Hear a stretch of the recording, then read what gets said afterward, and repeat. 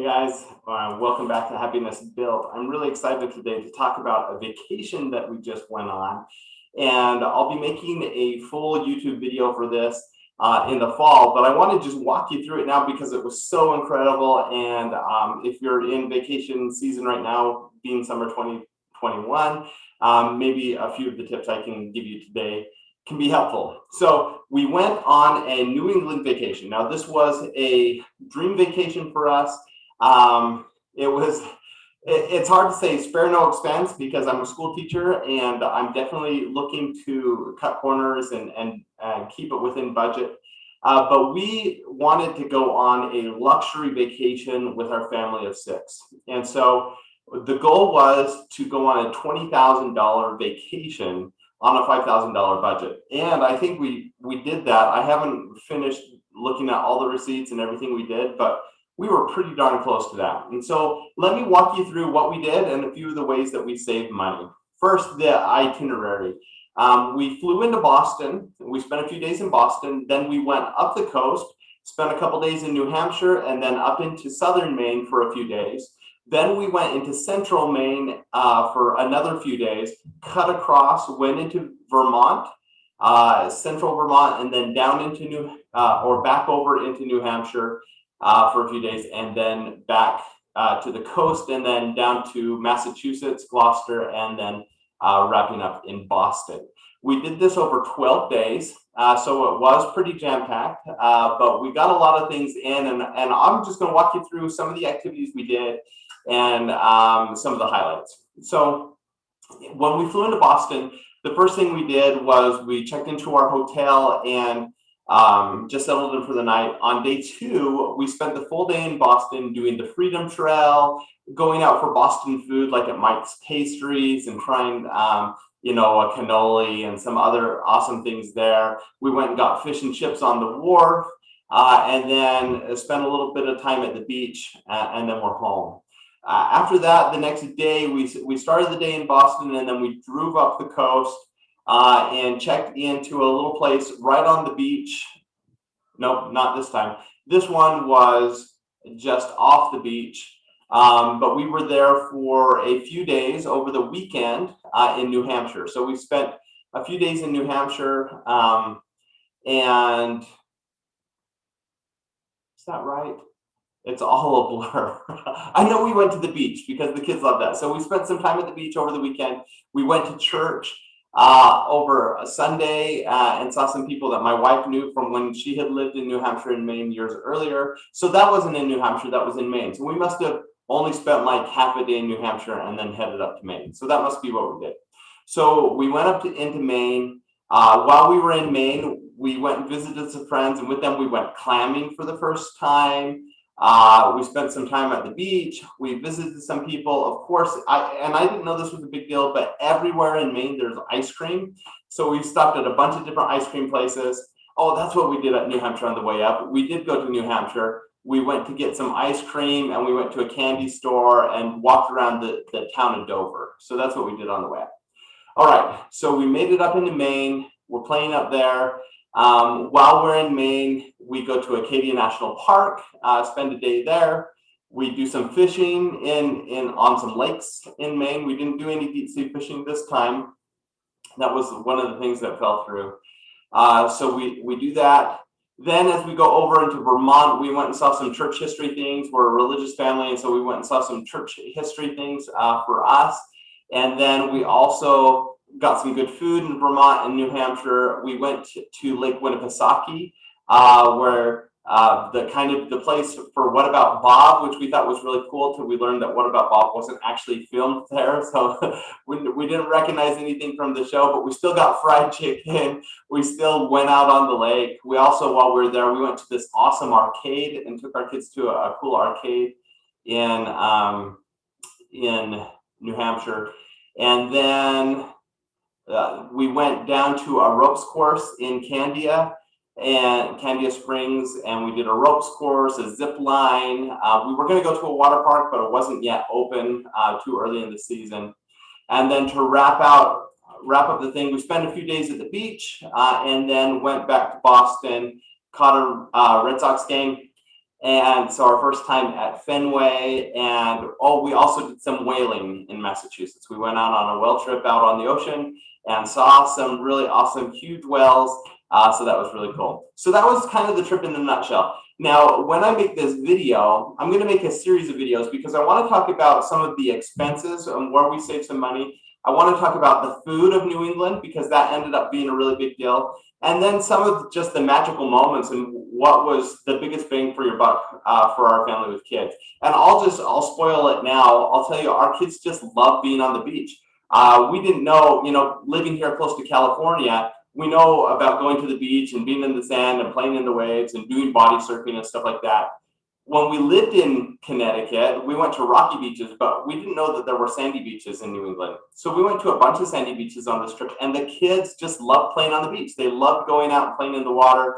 It was warm enough to get all the way in and have the waves crash over your head and do some body surfing and stuff like that. And so that really was a highlight of the trip. The other big thing, the thing that actually cost money that was a big deal was the Candia Springs ropes course and zip line. That was way funner than we expected. We found that through a Groupon, and it ended up being relatively cheap, like a couple $100 for our family to spend the whole day there. So that was really, really fun. In addition to that, trying different foods, having my first lobster roll, trying some really good ice cream, a bunch of different seafoods. That was really exciting. And then, of course, just the atmosphere of going to a Red Sox game. For me personally, that was really fun. I don't know if it made as big an impression on the kids, but getting the hot dog, getting popcorn, it was fun to have that baseball experience. And so we did that. Let me tell you just a few of the things that we did to save money while we were on the trip. And then we'll wrap up for now. And then I'll revisit this in the fall when I make a full episode on it. So the biggest thing was when we scheduled the trip, we used our Sky Miles. So we've been saving up our miles using our credit card, and we get miles on our credit card. So we'd saved up enough to actually fly there for free. So that was a major expense that we knocked off. It saved us a couple $1,000, a little more than $2,000 to fly our family there using our miles. So that was a really big thing. And I'll talk in another video about how you can do that with your credit card and find one that gets you miles. So that was really cool to save up for a few years and then to fly for free. The next biggest expense was the lodging. And because we wanted to travel so much, one thing we couldn't do to save money would be get a weekly rental or an Airbnb over a period of days. Airbnb makes a ton of sense if you're doing it for 3+ days. If you're just doing it for 1 or 2 days, the cleaning fees and the other things add up, and it really doesn't save you much money. It might be a more comfortable experience, but it's not going to save you money. So we ended up doing hotels, motels. I think we did do an Airbnb for 1 or 2 nights. We stayed with friends for a few nights. And so our expenses there were all over the map. But the thing I learned about paying for lodging is when you can compare a suite in a hotel or a suite in a motel, or just get 2 rooms that are connected, the best thing that worked for us were the ones that they were called suites. They'd have double queens and a sleeper sofa, so for a family of 6. But if it had the sleeper sofa in a different room from the 2 queens, that's where our family was the most comfortable. And usually those were not as expensive as some of the other suites or connected rooms. And so for under $200 a night, our family could be in one of those rooms, and that ended up being the best bang for our buck.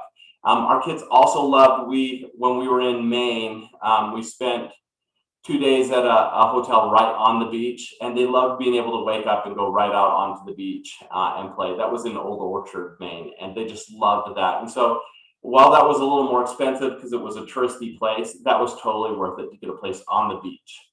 And not to have to worry about cleaning up the sand and stuff like that. So that was really cool. After lodging, the next biggest expense was transportation, being transportation while we're there. So we flew in and we needed to get a rental car. And I was horrified when I first started looking for rental cars to get just a normal budget car or Enterprise or any of the major rental cars for 2 weeks. That will seat 6 people. The problem is most cap out at 5, and so you can get a normal car if you only have 5 people. But if you have 6, you have to get an SUV or a van, and they were way, way more expensive. So the cheapest we could find through a traditional rental company was like $2,800 pre-tax, and then most were around $35,000 to $4,000. And I was just like, oh man, that's going to eat up our whole budget if we're really trying to do this under 5,000. We just couldn't do that. And so I started looking for other ways to do that. And I found this really cool place called Turo, Turo, which is kind of like an Airbnb, but for cars. You find individuals that want to rent out their car for a time, and you can do that. And so what we did is I found a car, and it wasn't right in Boston. It was actually a half hour away, right on the New Hampshire border.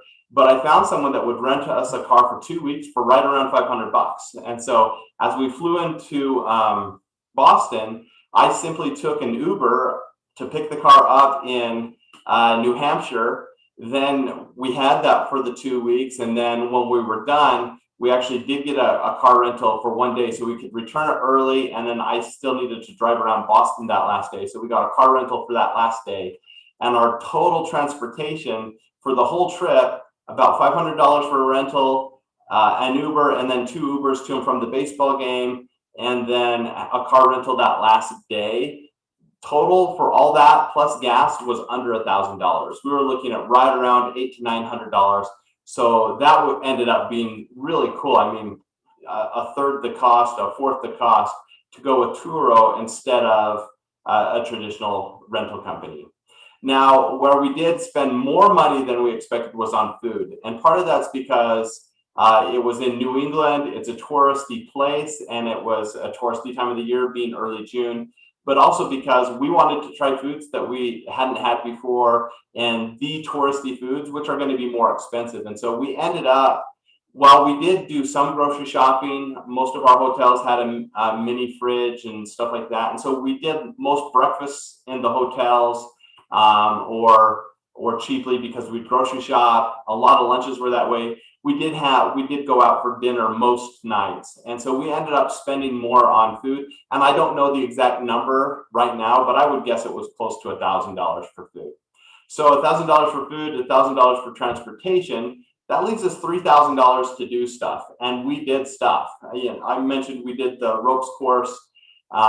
We went to Acadia, which was minimal cost. We went to a baseball game, which was like $500 for our family. We did whaling, which was several $100s. And I'm probably missing a few things, but we did definitely spend money just doing different activities and events while we were there. And so that's kind of it. It was super fun. And as we look back, is this going to be like the vacation we remember for all time? I don't know. I think we crammed a little too much into a 2-week period. Certainly the ropes course, the kids are always going to remember that and look back fondly on that. Some of our highlights actually were visiting with people and even going to church and seeing people that we hadn't seen in 20 years. That was really cool. And then going to the beach. So a lot of the highlights of the trip didn't cost any money, but it was just wonderful to be together for 2 weeks, to be stuck together, whether it's in a car or at a hotel, spending that quality time together. It really was good for our family, and I'm so grateful we went.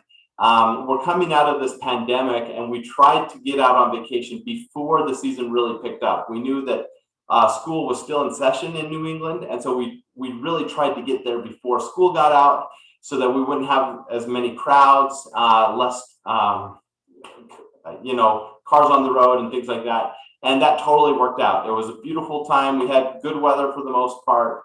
And it just worked out really well. So I'm excited to put this video together to tell you more of the nitty gritty of it and kind of go through the budget. But for now, you just get this teaser video where I talk through stuff. And I do have, if you look behind me, this is the blog post that I'm working on. So I'm going to start typing all this up. So if you want to go to the website, happinessbuilt.com, there's just going to be a blog post right now. It's called The Ultimate Dream New England Vacation on a Budget. And so if you want to check out that article as I'm developing it and putting down my thoughts and some of the details, head on over to the website and you can do that. I hope you have a chance to go on an awesome vacation. if not this year, sometime soon. Vacations is one of the best things we do for our family, to build memories, to have moments together, and to grow closer as a family. So this is certainly a happiness built moment for us, and I'm excited to tell you more about it in the future. All right, bye-bye.